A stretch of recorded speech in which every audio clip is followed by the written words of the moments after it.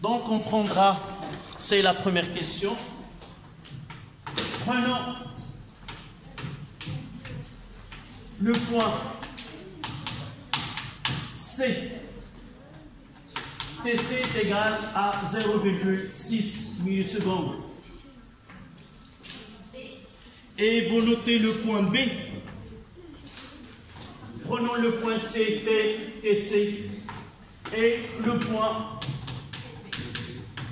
B ou TB est égal à 1,6 millisecondes. Ce sont deux creux. B et C, ce sont deux creux, donc T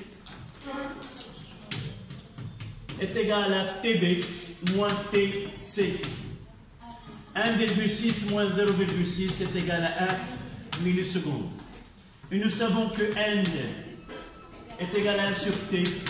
1 sur 10 à la puissance moins 3, ça donne 10 à la puissance 3 Hertz, c'est-à-dire à 1 kHz.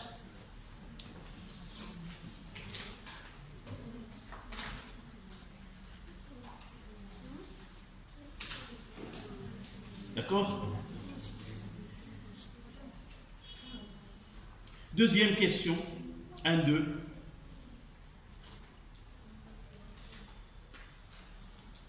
Qui peut répondre à cette question?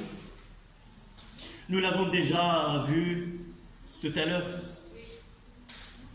Quelle est l'expression de la tension mesurée sur la voie 2 du système d'acquisition? En déduire les opérations que devra effectuer le logiciel des données pour afficher l'intensité de courant à l'écran. D'abord, le système d'acquisition, généralement, non, nous utilisons un appareil, peut-être je vous ai envoyé visualisation de tension RC avec un GLS, GLX, non, je vais l'envoyer.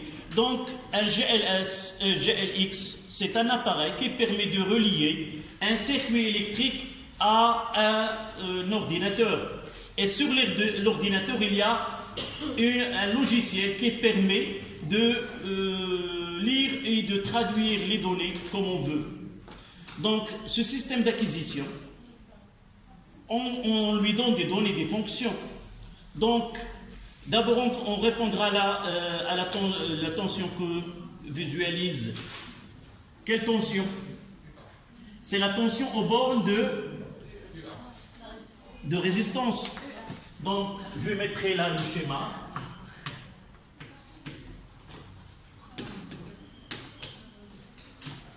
Vous avez devant vous le schéma, ce n'est pas la peine de le faire. Non, ici c'est un GBF. Donc 1 kHz.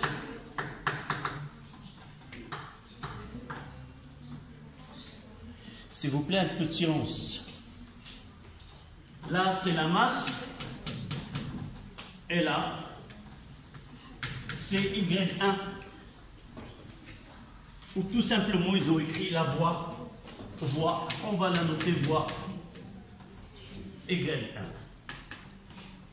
D'abord, le sens.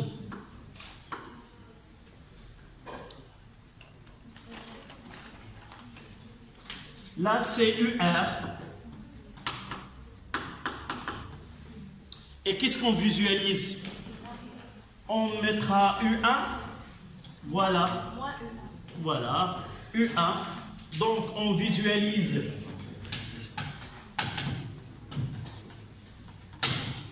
U1 est égal à moins UR.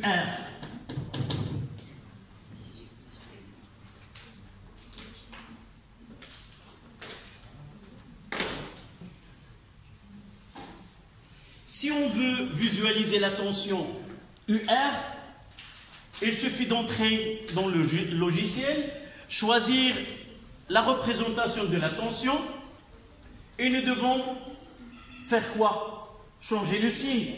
Mais dans notre cas, on veut visualiser quoi? I de T. Et là, est égal à moins R fois I de T. Sur I de. C'est pas I1. Non, j'ai noté la voie Y1.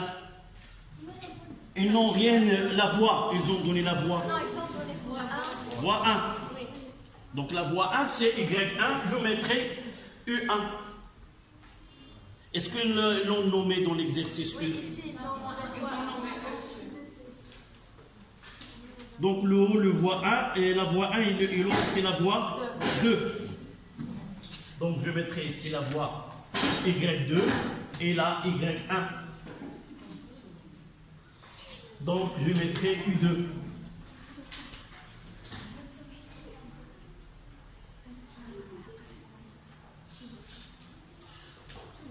Donc est égal à quoi? C'est UR sur R.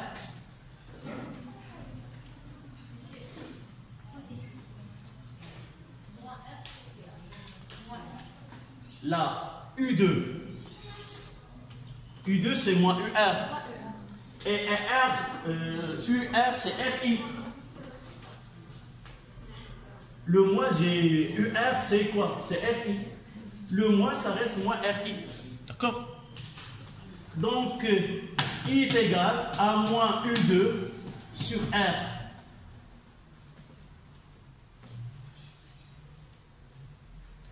C'est quoi ce U2? C'est quoi? C'est la fonction qu'on va choisir dans le logiciel. D'accord? Donc, qu'est-ce que les paramètres que je dois entrer dans le logiciel? Choisir U2, puis I, et donner R est égal à combien? C'est 10 à la puissance 4 ohms. Lorsque je vais choisir I, la tension là, il y a le signe moins, et je dois faire entrer comme variable pour valeur de R, c'est 10 à la puissance 4 qui est donné dans l'exercice. Ainsi, on verra sur l'oscilloscope ou sur l'ordinateur la fonction I de T. Donc c'est la question qui concerne I de T.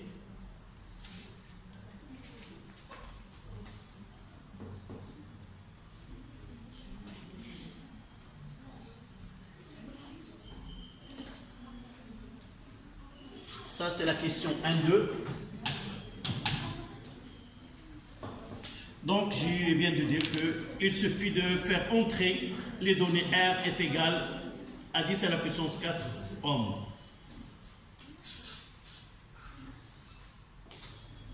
Oui. Pour qu'est-ce qu'elle a le samedi? Non, il n'y a que contrôle pour ceux qui n'ont pas eu l'occasion de le faire le samedi dernier. D'accord? Le samedi, je vais essayer de continuer la chimie, il nous reste une partie, et on va essayer de nous préparer pour le devoir qu'il y aura le samedi d'après.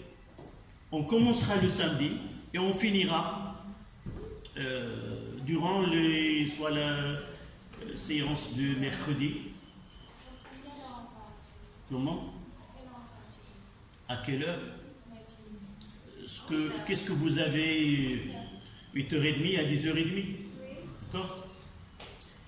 Et cette série d'exercices qu'on va traiter en chimie, pour les acides faibles, je vais la mettre dans le groupe. Et je vais essayer, si c'est possible, de l'avoir en papier. Sinon, essayez de travailler cette série qu'on va voir le samedi.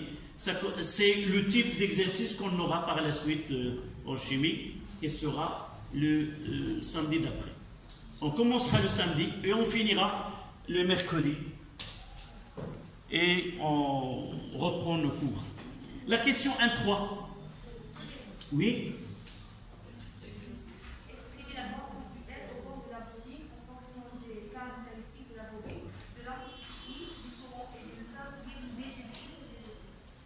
Oui. Si vous analysez les données de l'exercice, est-ce qu'il y a des informations sur la bobine? Oui. Peut-être sur le schéma, l'exercice, il prenait 3 pages. Et j'ai refait un petit travail sur lequel vous ne voyez sur la bobine que L. Il reste une petite virgule et juste derrière il y a R. Il n'apparaît pas, mais dans l'exercice, dans la question, ils ont dit en fonction de tel et de D de I sur DT. Ça veut dire quoi? Ça veut dire que les paramètres de données, c'est R plus L DT sur DT. D'accord? Donc la question 1.3, UB est égal à L dt sur dt plus RI. Monsieur, ils ont écrit UL. UL. Oui, exprès. Oui, on respecte leur choix, mais nous avons l'habitude de choisir UL. Évidemment, on va la voir vers la fin. Il s'agit de UL et non pas de UB, d'après les questions qui viennent par la suite.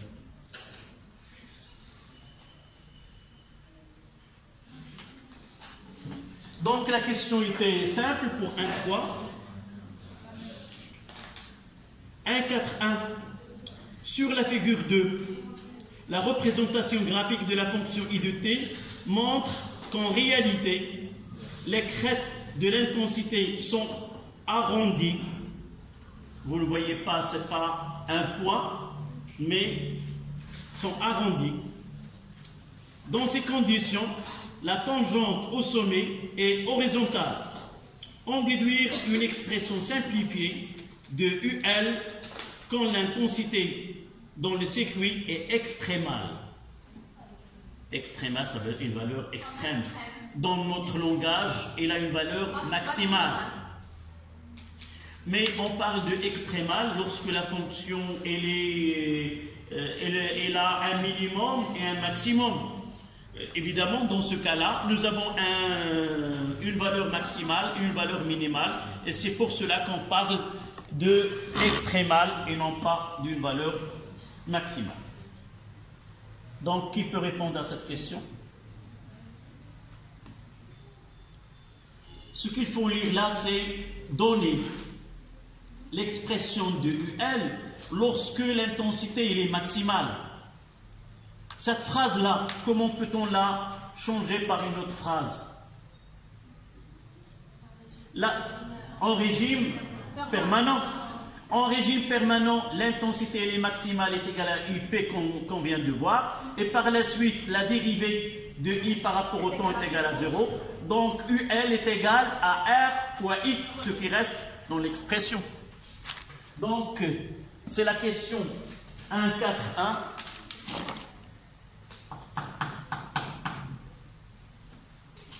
I est maximale.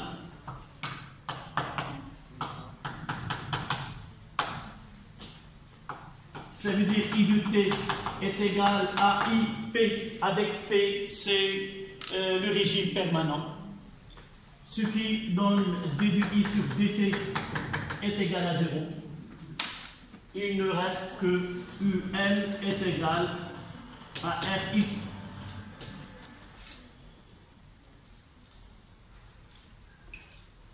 Ça veut dire quoi? Ça veut dire que la bobine joue le rôle de quoi? D'un conducteur ohmique, tout simplement. En régime permanent, la bobine perd cette auto-induction et ne devient qu'un conducteur ohmique de résistance petit r. D'accord? 142. I est égal à IP, I maximale, est égal à une constante. Ça veut dire quoi? C'est DI sur DT est égal à 0, ce qui donne UL est égal tout simplement R fois I. D'accord? On déduit une expression simplifiée qu'en intensité, donc c'est la question 1.1. c'est comme en régime permanent. L'intensité tend vers une valeur constante. La question 1.4.2.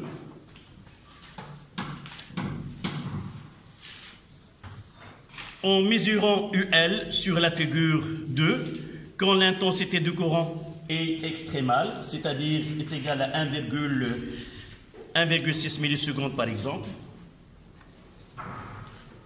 montrez que R est très petite devant grand R où R est négligeable.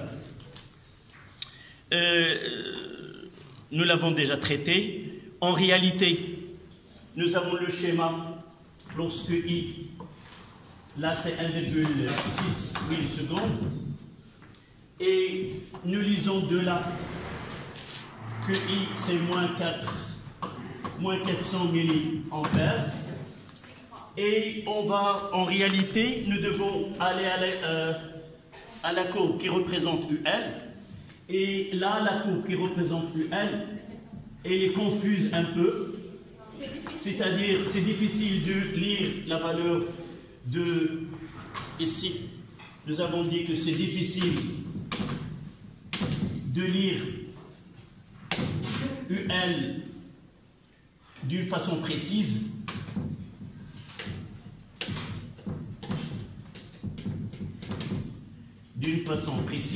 Nous avons dit que la lecture que UL est comprise entre 0 et moins 50 millivolts, d'après le graphe qu'ils nous ont donné.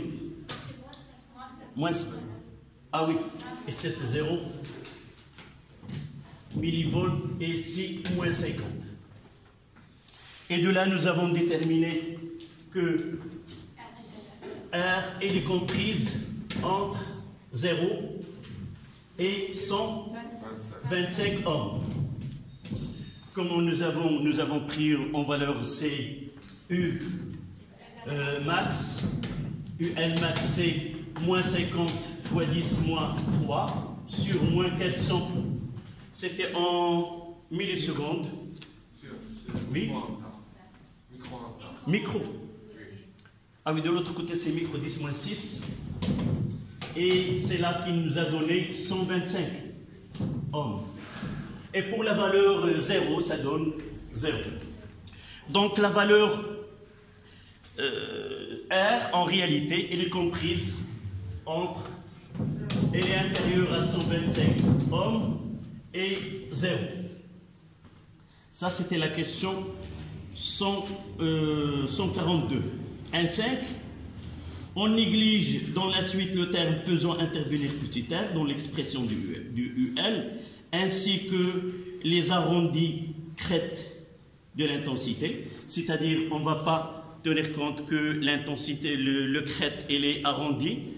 C'est les arrondis, c'est difficile de lire la valeur de I, mais c'est la crête est pointue, on peut lire qu'il s'agit bien de 1,6 millisecondes.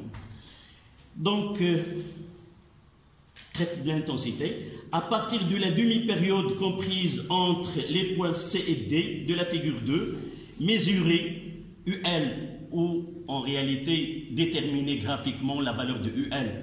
Mesurer, généralement, on dit lorsqu'on utilise des appareils de mesure, mais dans ce cas-là, déterminer ou essayer de calculer à partir de graphes. Donc, en réalité, avant que nous prenons l'approximation, c'est 1,5. En réalité, U, L est égal à LI plus L dpi sur dt. Donc, ils nous ont dit qu'il faut prendre R 0 et par la suite UL dans ce cas-là, c'est L dpi sur dt. Ils nous ont demandé de calculer DI, calculer DI sur dt. DI sur dt, nous avons dans ce cas-là, je dois refaire le schéma, c'est ça ce que nous n'avons pas fait, entre C et D. Entre C, là c'est le point C, et là c'est le point D. C est là, moins 400. microampères et le temps c'est 0,6 millisecondes. Et pour le point D, c'est combien? Non. Essayez de faire la projection de D sur... c'est 400 pour I. C'est là.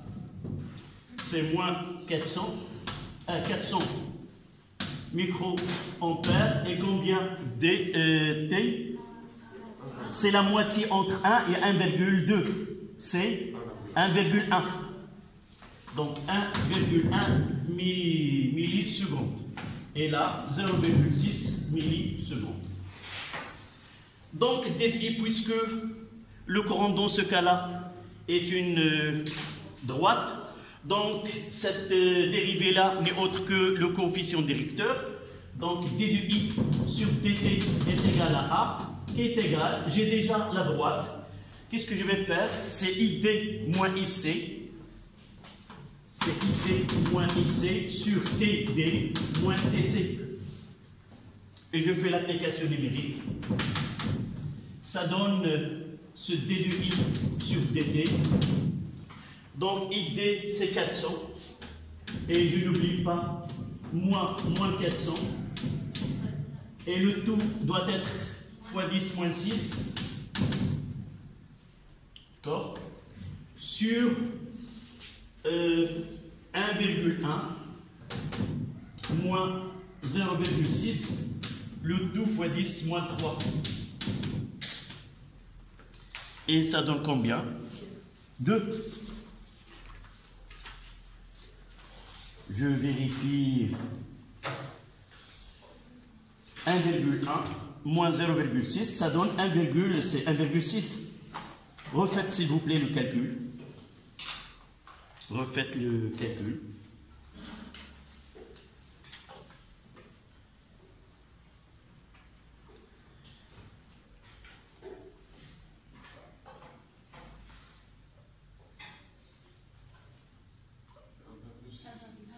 « 1,6. Donc, d de I sur dt égale à 1,6. L'unité c'est ampère, seconde, moins 1.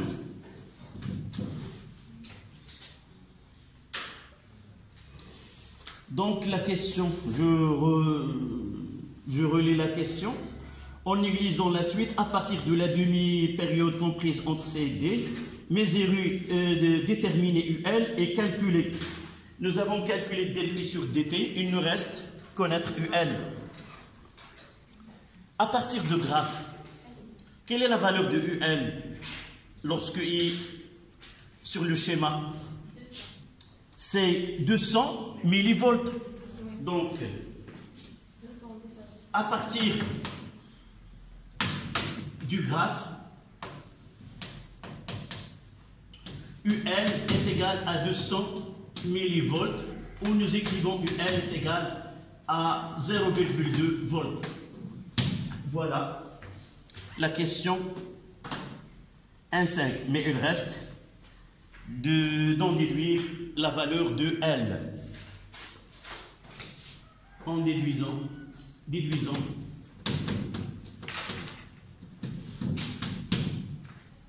la valeur de L. Dites-moi comment détermine-t-on la valeur de L? Nous avons tous les éléments pour arriver à la valeur de L. C'est très bien. UL est égal à L dt sur dt. Et de là, L est égal, c'est UL sur dt sur dt, qui est égal à 0,2 sur 1,6. C'est ça, 1,6. Et c'est combien? 0,125 H. C'est exact. 0 H. 0,125 Henri. Donc, je l'écrirai là. L est égal à 0,125 Henri.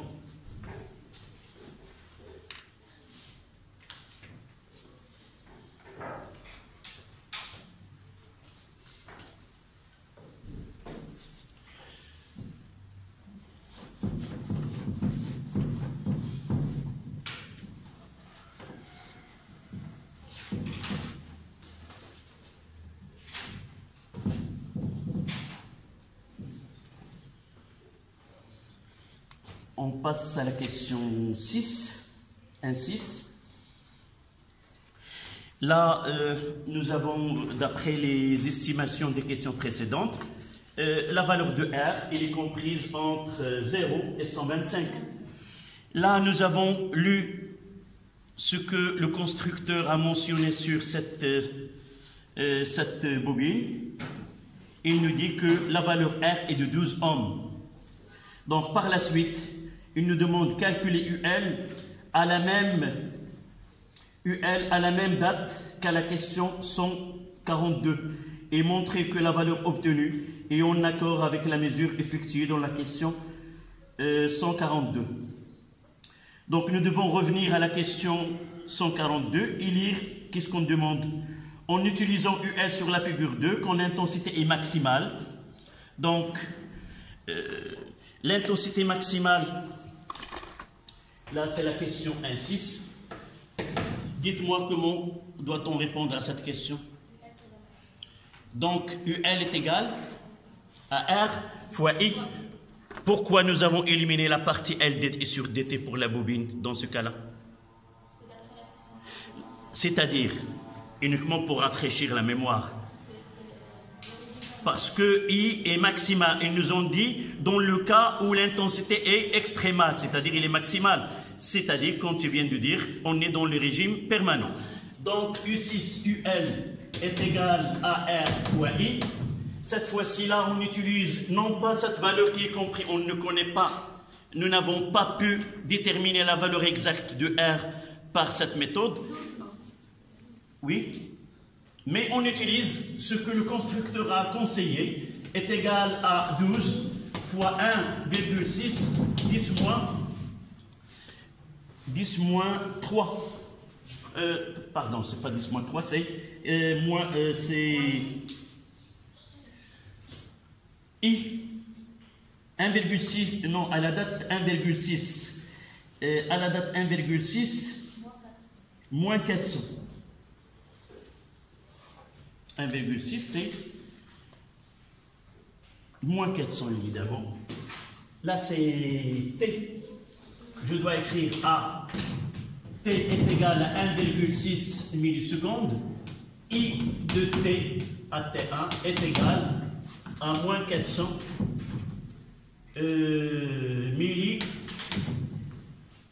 microampères. Voilà. Donc, UL est égal à 12 fois moins 400, 10 moins 6, et ça donne combien?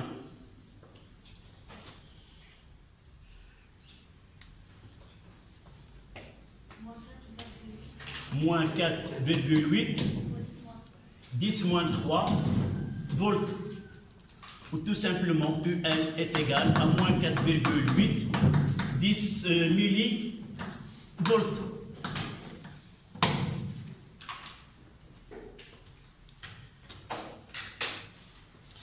Et la question, est-ce que la valeur que nous avons obtenue, est-ce qu'elle est en accord avec ce choix-là? D'abord, la valeur de R, elle est comprise dans ce domaine-là. Et nous avons dit que la tension que nous avons pu lire c'est entre 0 et 50 millivolts. D'accord? Et cette valeur-là, moins 4,8 millivolts, et évidemment, il est comprise dans ce domaine-là. Donc, on travaille toujours dans cette valeur R, elle est acceptable. Du fait que cette valeur-là, on peut la considérer comme une valeur qui est théorique. Ce que nous avons fait, c'est l'expérience. L'expérience nous a dit que... Oui. S'il te plaît, tu réponds, je ne lis aucune question. Oui. Milli. Mais M, non. C'est M majuscule. Méga. Donc, j'ai dit que un constructeur, il donne une valeur R qui est affichée sur le dipôle. Mais expérimentalement, ce sont les valeurs qui donnent la réalité, si vous voulez. Donc, cette valeur-là, qui est 12 ohms, qui nous donne une tension qui est moins 4,8 millivolts. Et expérimentalement, CUL, elle est comprise entre 0 et moins 50. Donc, puisque cette valeur-là, elle est... Donc, on peut considérer qu'elle est comprise dans cet intervalle. Donc, la valeur de R, qui est de 12 ohms, est acceptable, puisque la valeur correspondante du UL appartient au domaine déterminé expérimentalement. D'accord? Donc, la valeur de R est égale à 12 ohms est acceptable puisque UL correspondante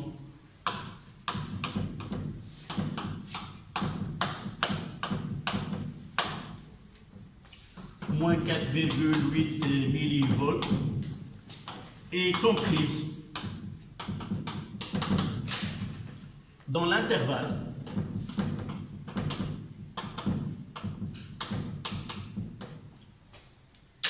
déterminé expérimentalement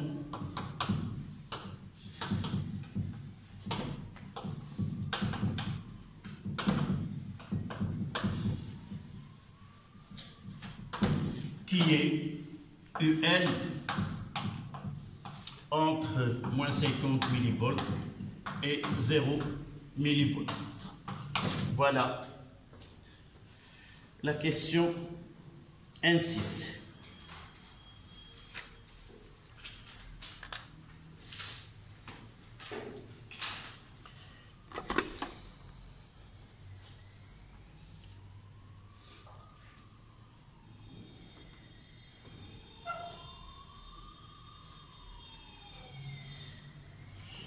En conclusion de cette partie, qui est la détermination expérimentale de l'inductance d'une bobine, on a essayé de travailler sur deux côtés, le côté théorique et le côté expérimental. On suppose de là, expérimentalement, on a pu déterminer la valeur de R, et comme vous avez constaté au cours de cet exercice, oui. Non, je ne réponds à aucune question. Tu réponds au devoir et tu remets cette feuille. Non, non, aucune question. D'accord? Donc on passe à la partie 2.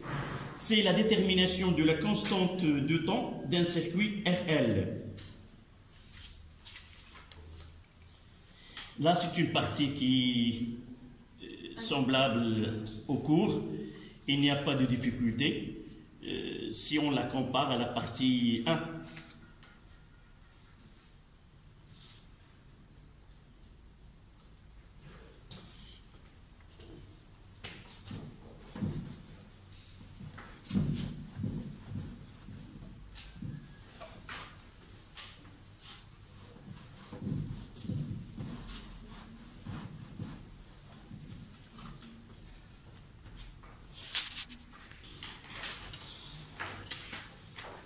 Donc la bobine est maintenant montée en série avec une résistance R' est égale à 100 ohms.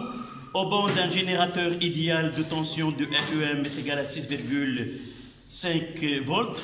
Voir le schéma. Voici le schéma.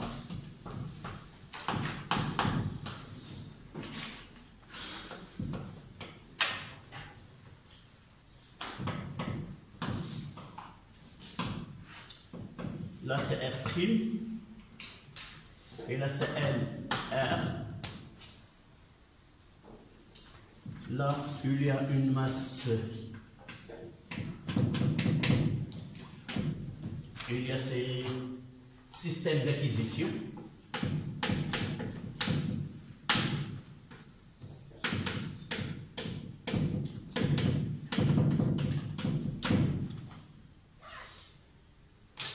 Voilà.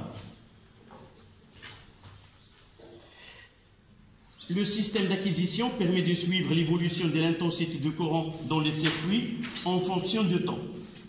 La fermeture de l'interrupteur à l'instant t égal à 0 déclenche l'acquisition. L'enregistrement obtenu est représenté sur la figure 2. Vous avez cet enregistrement sur la feuille. De 1, établir l'expression donnant l'intensité de courant en régime permanent. Oui. En régime permanent, en fonction des caractéristiques du circuit, ou parfois en fonction des paramètres, qui peut être L, petit r, grand R, E, ce sont les paramètres du circuit. D'accord? La première des choses, c'est appliquer la loi d'additivité de tension, la CUR', la CUB, le plus, donc nous aurons UB plus UR' est égal à E. De là, on écrit c'est R', I plus RI plus L DI sur DT est égal à E. Et nous ordonnons cette écriture, c'est L DI sur DT plus R' plus petit r fois I est égal à E. On parle de régime permanent. Donc, régime permanent.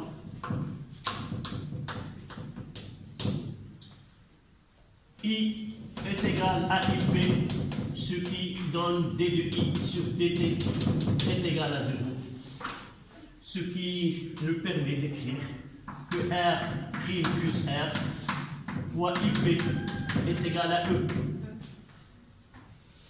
Ils nous ont demandé d'établir l'expression de l'intensité IP. Donc IP est égal à E sur R' plus petit r.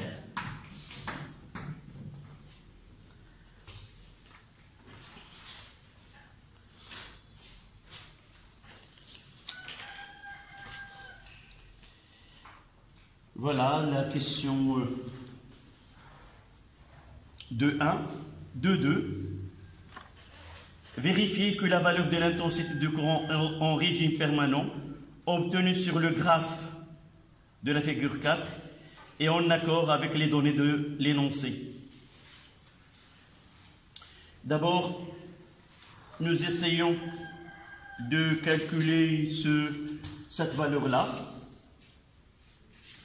D'accord? De là, cette valeur est déterminée là. Comment on va l'appeler? Le calcul de IP à partir de cette relation, c'est quoi? C'est une valeur, comment il est? Théorique, c'est ça. Donc on doit calculer la valeur théorique à partir de cette expression et de la comparer avec la valeur obtenue expérimentalement et voir c'est vraiment et répondre à cette question. Vérifier que la valeur de l'intensité de courant en régime permanent, c'est-à-dire d'une autre manière la question, vérifier que ce IP qui est théorique, c'est vraiment la valeur obtenue d'une façon expérimentale. Donc nous mettons théoriquement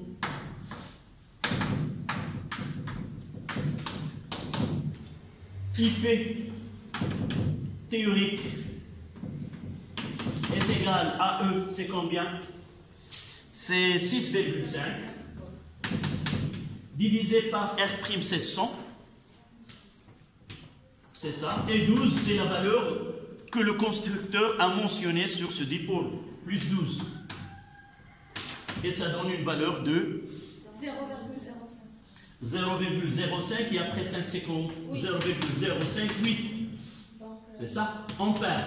C'est-à-dire, on peut dire soit, donc IP est égal à 5,8 milliampères. D'accord? 58, oui. 58 milliampères. Et c'est toujours théorique.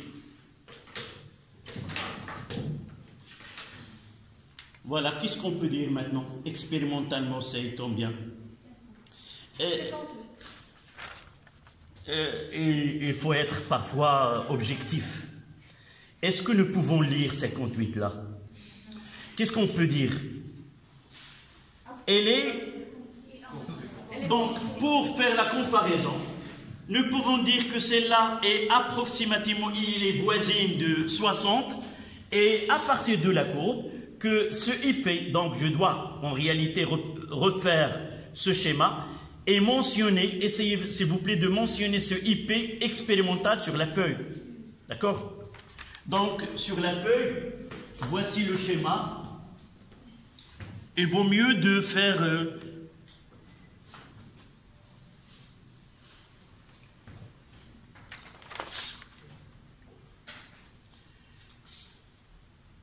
Là, c'est I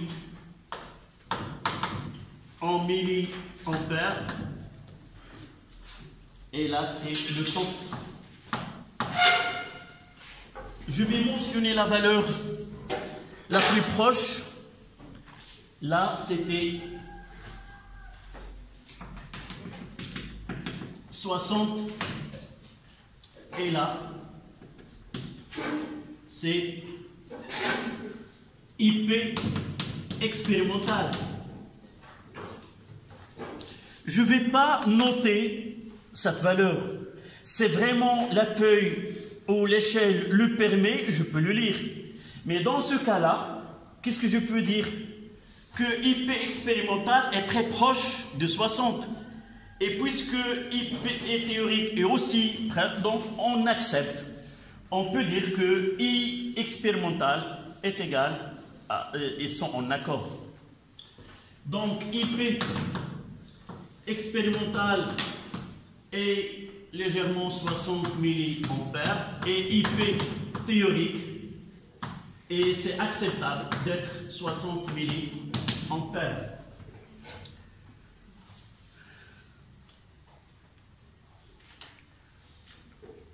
Et nous devons finir par une phrase.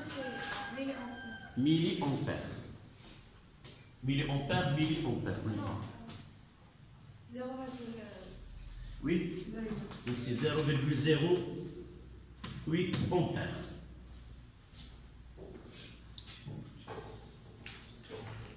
Quelle est la phrase qu'on doit écrire? On écrira que vraiment la valeur de IP théorique, la théorique est celle qui est déterminée. Ou parfois je reviens à la question. Et je vois l'expression, comment il a été posé. Quelle est la question qui a été posée? Vérifier la valeur de l'intensité de courant en régime permanent obtenue sur le graphe et en accord avec les données de l'énoncé. Donc on dit que la valeur obtenue théoriquement est égale à la valeur obtenue expérimentale. D'accord? Toujours ayez ce réflexe de revenir à la question et de relire comment il a été posé et de formuler la réponse finale en mettant, si vous voulez, les termes qui ont été utilisés. Donc, la valeur expérimentale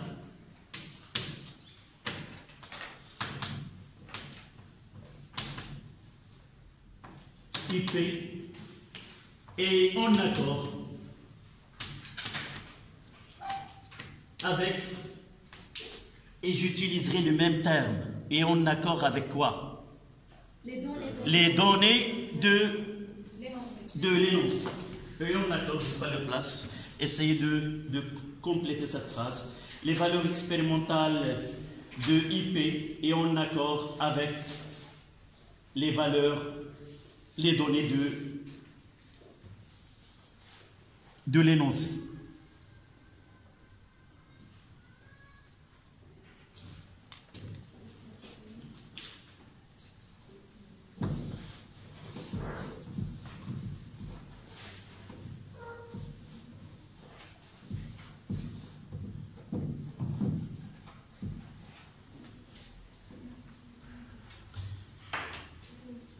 Voilà, c'était la question 2.2.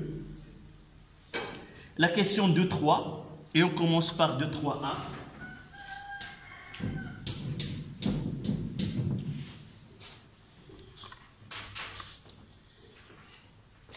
Comment peut-on répondre à cette question? Rappelez l'expression de la constante de temps de dipôle RL. La façon avec laquelle est posée la question, ça demande quoi? Juste, c'est comme nous avons l'expression. C'est-à-dire, nous devons, d'après cette question, nous devons connaître l'expression de taux dans RC et l'expression de taux pour RL. Et pour mémoriser taux pour RL, pour RC c'est facile, RC. Mais pour RL, là il y a taux, il est très petit. Et nous avons deux grandeurs, L et la résistance totale. R, elle est toujours petite. Donc toujours taux pour RL, c'est L sur R. Vous pouvez vous rappeler, RL, on commence par L, c'est l'inverse sur R total. Et pour nous, on va essayer, j'ai toujours dit que les profs de physique marocains essaient toujours de poser des questions qui sont un peu difficiles, mais pour cet exercice qui est du baccalauréat français, c'est rare qu'on pose des questions qui sont difficiles. Je peux reformuler cette question et dire établir l'expression à partir de l'équation différentielle, établir l'expression de taux. D'accord? Donc on va revenir à cette expression et essayer d'établir cette constante de taux. D'accord? Donc nous disons que L dt sur dt, d'après la question précédente, plus R' plus R fois I est égal à E. Donc on divise par... Donc, soit que je mets L sur R' plus R fois d de I sur dt. Mademoiselle, je vois bien que tu as autre...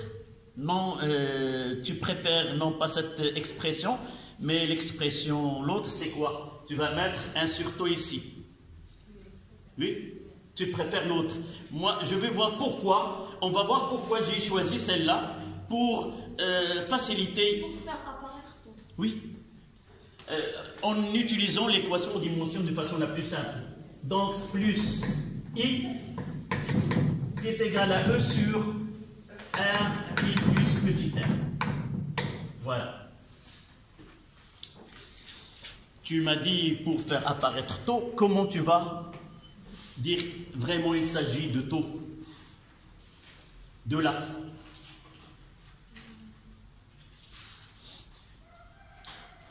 Comment puis-je dire et faire apparaître que ce terme-là, c'est taux? Ils ont la même dimension. Voilà. Là, c'est une intensité en ampères. Là, E sur C en ampères. Et ceci en ampères. Et là, c'est un temps. Donc, obligatoirement, là, c'est un temps. Donc, de là, on tire que taux est égal à L sur R' plus petit r. Voilà. De la même façon, si tu prends ton équation préférée, tu auras I sur cette valeur-là. Mais là, j'aurai L, R en haut, plus petit r. Et là, c'est plus simple. Ça apparaît comme un coefficient qui est taux. D'accord? Mais c'est une façon de travailler. Chacun voit qu'une telle procédé est plus facile que l'autre. Donc vous avez parfaitement le choix de suivre. Rappelez l'expression. Et aussi, généralement, lorsqu'on pose une telle question, il nous demande d'établir, montrer que taux est là, la dimension de temps. D'accord? Nous l'avons déjà traité dans le cours. Il suffit, dites-moi comment peut-on... Donc, je peux dire que taux, c'est l'équation dimension de L fois l'équation de R' plus petit r moins 1.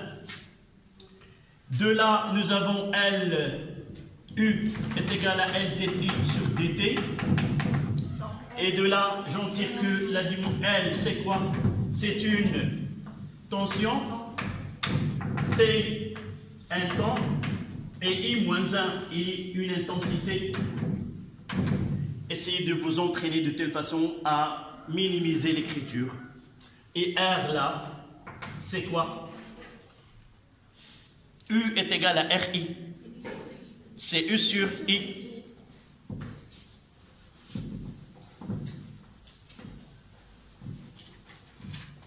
Et R total est égal, c'est une tension, I moins 1. Et on remplace. C'est U. Qu'est-ce que j'ai? Oui, c'est U fois T, I moins 1. Et fois R moins 1, ça sera U moins 1, I. U moins 1, I.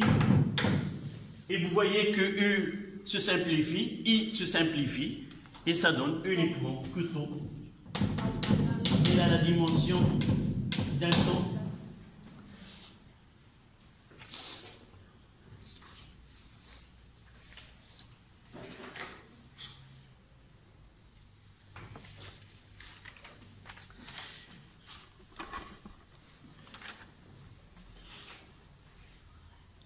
Là, c'était la question 2, 3, 2. Non, déterminer graphiquement, oui. La question, c'était 2, 3, 1. Maintenant, on passe à la question 2, 3, 2. Déterminer graphiquement sa valeur en faisant figurer la méthode utilisée sur la figure en annexe à rendre avec la copie. Là, c'est un... Vous n'allez rien à rendre. Il s'agit d'un devoir, peut-être. Mais là, c'est une série d'exercices. Donc, dites-moi, évidemment, il y a un graphe là. Dites-moi, comment peut-on déterminer la valeur de taux? S'il te plaît, en voix haute. Combien de méthodes nous avons, généralement? Deux méthodes, oui. La première. Soit. Oui. La méthode de tangente. Quand est-ce qu'on utilise la méthode de tangente? Si la tangente est tracée sur le graphe. Sinon, je n'ai pas le droit de tracer moi-même la tangente et déterminer I. Pourquoi? Tout simplement parce que l'estimation de cette tangente diffère. C'est pas facile de la tracer et avoir la valeur taux. Peut-être, si on demande de faire ce travail-là, on dit que taux, on ne donne pas une valeur, on donnera qu'il s'agit d'une valeur qui est approximative. Mais généralement, s'il n'y a pas de tangente, je n'utilise pas cette méthode. L'autre qui est toujours valable, c'est 0,63 de la grandeur on utilise. Là, c'est I, c'est 0,63I, et on lit, on détermine les coordonnées de ce point sur la courbe. 0,63I et le taux, d'accord? Donc, on va dire, on peut déterminer, vous écrivez, on peut déterminer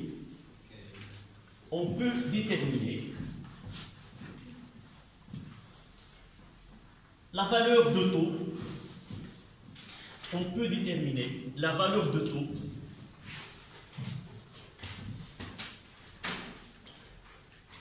en utilisant la méthode de la tangente,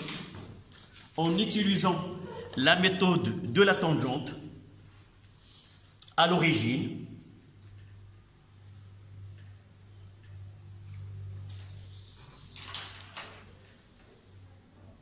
et on lit la valeur de taux. Essayez de travailler sur cette feuille que vous avez et donner une valeur approximative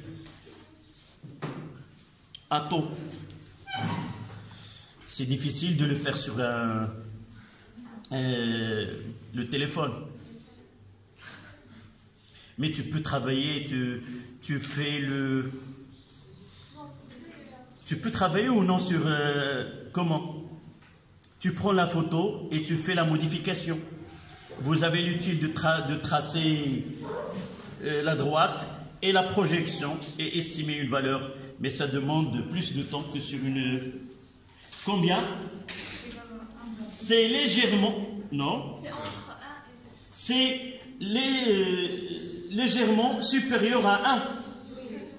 Donc, dans notre cas, on peut dire que taux, il est approximativement 1 milliseconde. Mais si nous essayons, si nous voulons être un peu plus précis, qu'est-ce qu'on fait?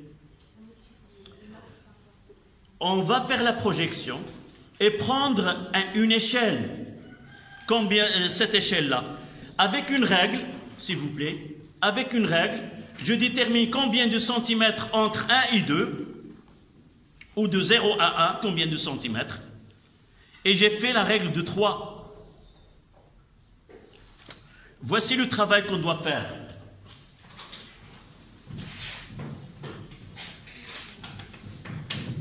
Là, c'est taux. Là, c'est 1. Là, c'est 2. D'accord? Donc, cette valeur-là, avec une règle, je détermine combien de centimètres là. Dites-moi combien. Je sais pas, 8 centimètres. 1,2. Entre 0 et 1. مازال مع 8 شدها. 1,2. 1,2 centimètres. D'accord? 1,2. On mettra 1,2 cm correspond à quoi? À 1 milliseconde. Et qu'est-ce que je vais faire par la suite? Taux qui est égal à combien? Lisez avec une règle. Non. Taux combien de centimètres? C'est 1,2. Et vous allez trouver, ok, 1,2. Mais en réalité, il n'est pas précis. Si on trouve que taux 1,2, c'est 1 milliseconde. Mais en réalité, en traçant, on trouve qu'il est légèrement supérieur là. C'est ça 1,2. Ceci ne peut pas être 1,2. Combien? 1,4. Est-ce que vous... 1,4. Voilà. 1,4 correspond à 1,4 correspond à taux. Et on fait la règle de 3. Donc taux, ça sera 1,4 divisé par 1,2. Et ça donne combien? 1,17. Taux de 1,17 millisecondes.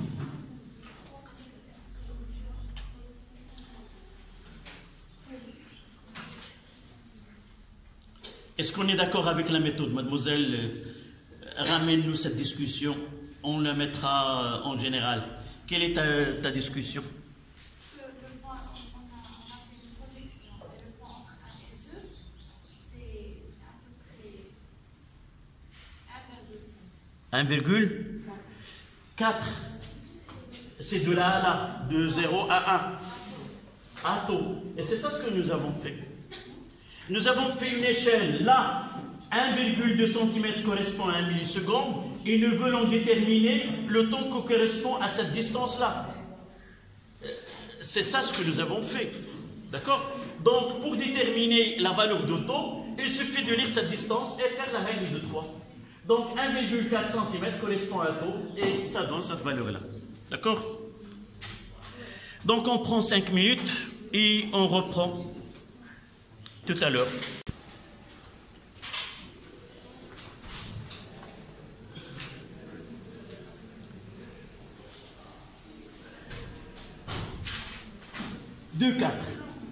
La résistance R' est en réalité une résistance réglable.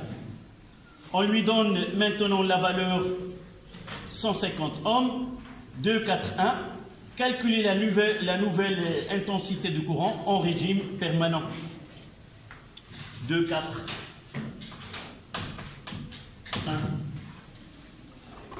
Nous avons déjà l'expression littérale. Ce I', ça sera E sur R' plus petit r, qui est égal à combien? CE, c'est 5,1 6,5 sur 150 plus 12. Et prime B égale combien? 0,04. C'est 0,04 ampères, c'est-à-dire E prime B est égal à 40 milliampères.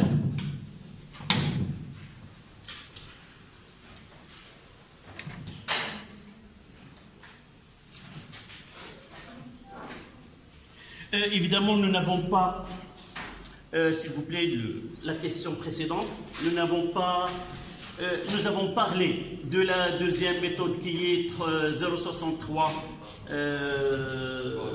fois I.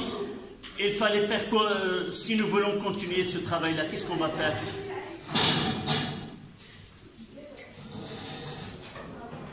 Mademoiselle?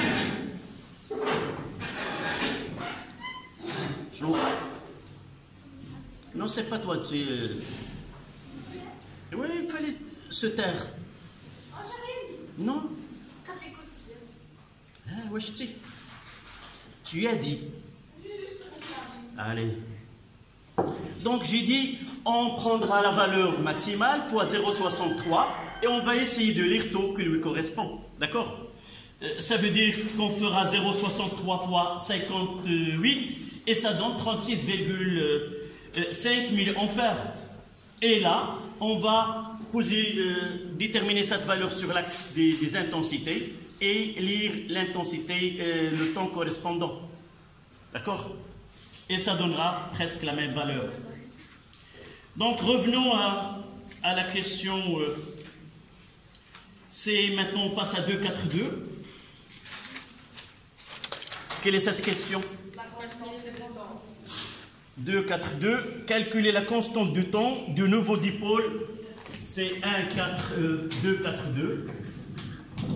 Taux prime, ça sera L sur R prime plus petit r, qui est égal, L, nous l'avons déjà, c'est 0,125, divisé par 150 plus 12, et taux prime, ça donne 0, combien en millisecondes? 60 à peu près, 0,77 millisecondes. 0,60. 125 divisé par 12. Ça donne combien? 7,7 10 moins 4 ampères. C'est-à-dire, c'est 0,77 milliampères. C'est? Ah oui, ton. Millisecondes.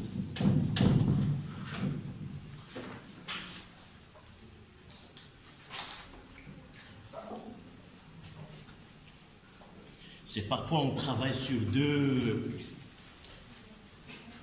deux voies différentes. C'est d'abord suivre le déroulement de la séance et suivre aussi le déroulement d'un devoir surveillé de rattrapage. C'est difficile surtout, c'est au cours de cette suivi se produit une malaise comme celle qu'on vient de voir, c'est avoir une occasion de rattrapage pour un devoir surveillé et de ne pas la saisir et la concrétiser correctement. Donc c'était la question 2,42, 2,43, représenter avec soi la courbe représentant l'évolution de l'intensité de courant en fonction de temps, c'est-à-dire I est égal à F de T, sur la figure que vous avez en bas de la feuille. Et comment, maintenant, peut-on faire ce travail-là? Dites-moi, je trouve que en réalité, c'est la question la plus importante dans ce travail-là. Comment traduire des valeurs que nous avons calculées sur un graphe et représenter en une courbe. Donc nous voulons tracer la fonction i est égale à f de t. En réalité, cette fonction varie entre, selon combien? Selon deux régimes. Donc, pour tracer correctement cette fonction, il faut déterminer les intervalles qui définissent le régime. D'abord, le régime transitoire et le régime permanent. Nous avons déjà taux prime pour déterminer 5 fois taux prime, pour déterminer l'intervalle où l'intensité croît au cours de temps. Et au-delà de 5 taux prime, ça donne le régime permanent. Et l'autre grandeur qu'on doit utiliser, c'est l'asymptote à cette courbe. C'est quoi? C'est IP max et prime que nous l'avons déjà calculé. Donc avec I' max qui est égal à 40 mA, avec taux qui nous donne 5 taux, nous pouvons tracer cette courbe d'une façon avec soin. Ça veut dire avec soin, c'est faire apparaître des choses, les paramètres les plus importants. C'est déterminer 5 taux, déterminer IP, et par la suite, on tracera d'une façon acceptable cette courbe. Donc avant de faire ce travail-là, je vous écrivais, afin de tracer la nouvelle courbe, courbe I est égal à f de t, afin de tracer la nouvelle courbe I est égal à f de t, nous allons procéder ainsi. Deux points à la ligne, premier tiré. Nous allons procéder ainsi. Deux points à la ligne, premier tiré. Tracer l'asymptote horizontale. Tracer l'asymptote horizontale I'P est égal à 40 mA.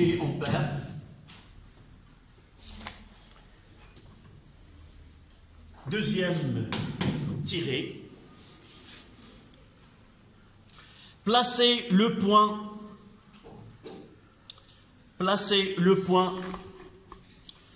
de coordonnées,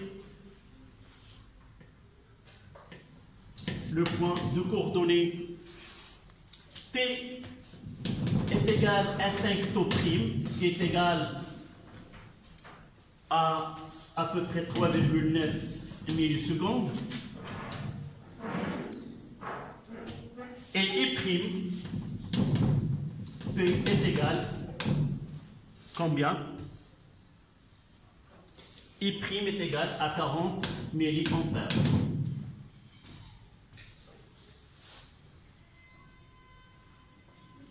Oui. Combien vous avez fait les calculs? 5 taux prime, c'est combien? C'est 0,77 fois 5, ça donne combien? 3,55 millisecondes. Et ce point-là, bon, et le I de 5 taux prime, c'est combien? C'est IP. Et prime P, c'est en néant qui est égal à 40 mA. Ça, c'est ce point. Troisième tiré.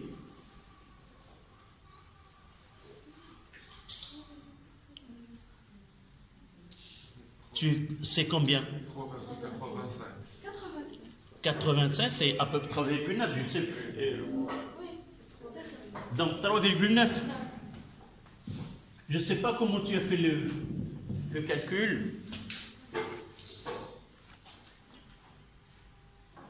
J'attends que tu affirmes cette valeur-là. C'est 0,77 fois 5. Donc c'est à peu près C'est acceptable 3,9. D'accord. Dernier point, placez le point de coordonnée. Placez le point de coordonnée T est égal à taux prime et I de taux prime est égal à combien? C'est 0,63 I prime pi. C'est le coordonnées de points et ça donne 25 milliampères.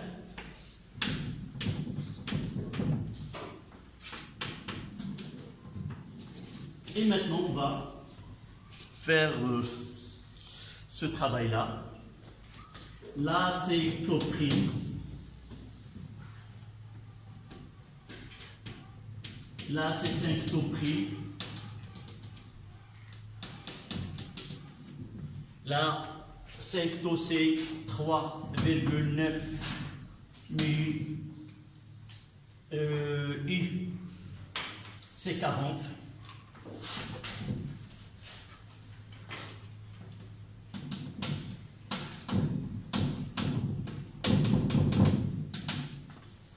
Et là, ils nous ont dit c'est une asymptote.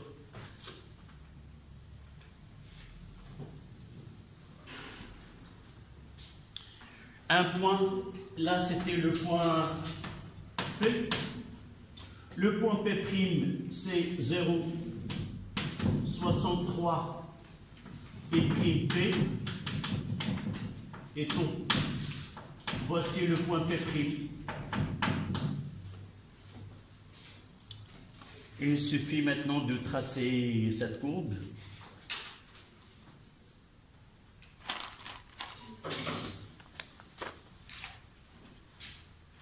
Il doit passer par ce point. Et là, nous acceptons que c'est une asymptote, mais on peut l'accepter comme confondu avec. Voilà. En réalité, on va la faire sur l'autre courbe. Il existe l'autre courbe. L'autre courbe, c'est là, c'est R. On notera R est égal à R', 151. Et l'autre avec R 120. Et là, un taux, ce taux prime est égal à combien? C'est 0,77. Et l'autre, c'est 1. L'autre courbe est là, combien? C'est 58 milliampères.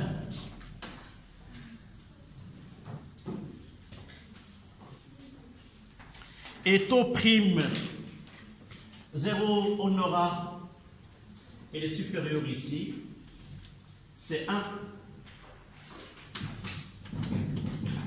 Là, c'est taux. Et le régime permanent pour la courbe avec R est égal à 120. 120 ohms. C'est 1,1 fois là 5 taux prime. Nous l'avons calculé. 5 taux prime, c'est 25. Non, c'est 3,9 millisecondes. Et 5 taux prime, c'est combien? C'est 55. 1,1. Vous suivez, mademoiselle, je vois, tu me suis. Et la lecture de ton visage, ça veut dire que quelque chose... oui. Y a-t-il une question? Non, c'est normal. Donc, qu'est-ce que je fais maintenant? J'ai tracé les conditions, la courbe I en fonction de T dans les conditions où R' a pris la valeur de 150. Nous avons défini les points remarquables de cette courbe. Donc, dorénavant, si on demande de tracer une telle courbe, il faut chercher ces points. Le point à l'instant t est égal à taux et à l'instant t est égal à 5 taux. on trace l'asymptote et on trace ce point qui détermine le taux.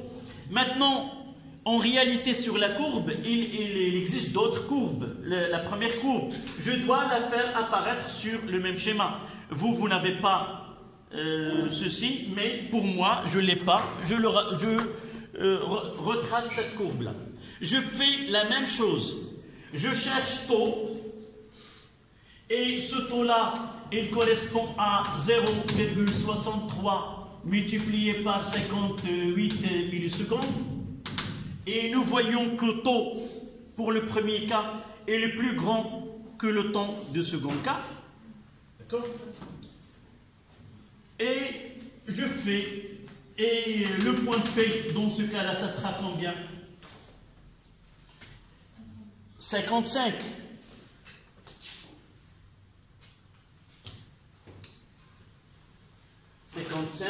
Et de là, je vais chercher ce point et je vais tracer, essayer de faire la même chose. Refaites ce traçage-là. D'accord?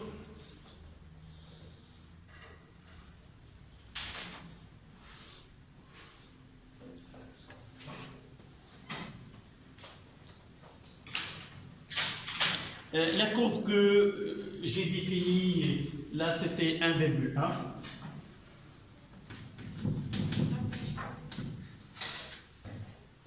Je détermine le point P correspond à la première courbe qui commence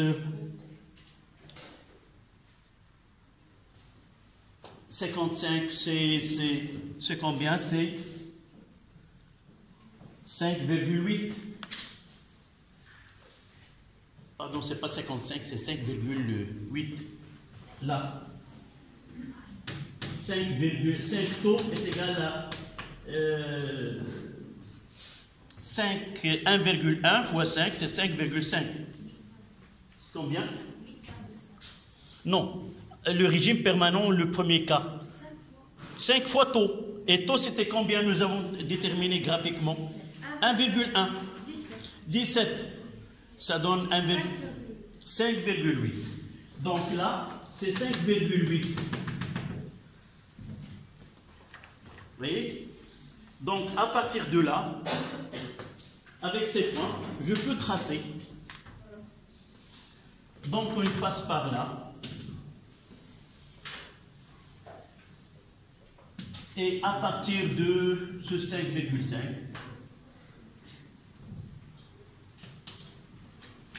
et ça se trace. D'accord?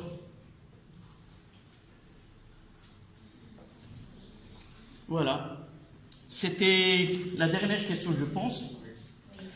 Donc maintenant, je vais revenir aux chimies. Un exercice dans lequel on va essayer de nous préparer pour le devoir surveiller. Et je vous ai envoyé le devoir à la maison. Essayez de le travailler. On fera sa correction, j'ai dit le mercredi matin. Le jeudi, oui, le jeudi. D'accord?